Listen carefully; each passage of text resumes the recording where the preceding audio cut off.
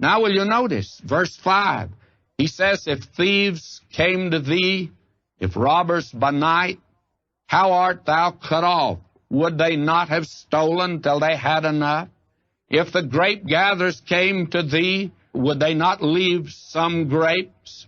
What he's saying is this: even if a thief came to you, he'd just get all he wanted. He wouldn't take everything. And it would be true also of a grape gatherer. He would leave some grapes. There'd be some he wouldn't take.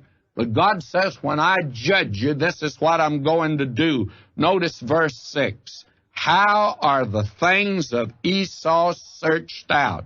And Dr. Ginsburg translates that word search out as strip bare. And this was our key verse. How are the things of Esau stripped bare? Or as we have put it, God's put him under the microscope. And God says, come look. Look through the Word of God and look here at this man. And God says, I hate him. Why do I hate him? It's because of pride of life. He's turned his back on me, and he has declared his ability to live without God.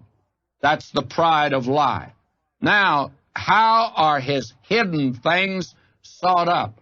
Now, frankly, I read the story back in Genesis of Esau, and I don't quite get that. I'm a little slow about getting things, but I miss that in Genesis. Well, I sure don't miss it here.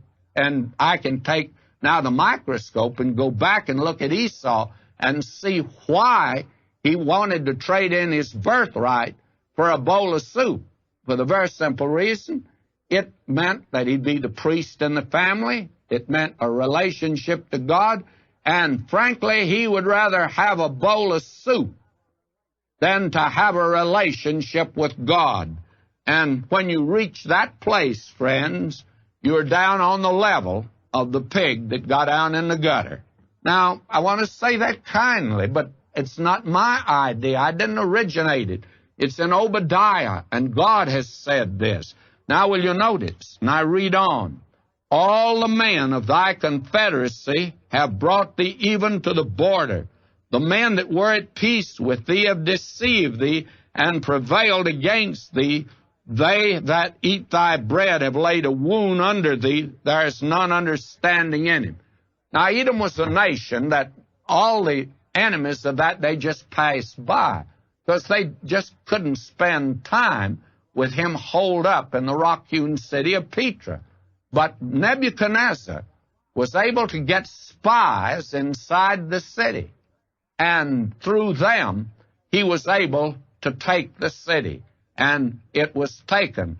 Just as God used Nebuchadnezzar to destroy Jerusalem, Jacob's sons who had turned from God, he uses Nebuchadnezzar also to reach in and take Edom, Esau's sons. Now will you notice, verse 8, shall I not in that day, saith the Lord, even destroy the wise men out of Edom and understanding out of the mount of Esau? Now they were not only noted for the fact that they were well protected in their Rocky Mountain fast, and that beautiful city it is even to this good day.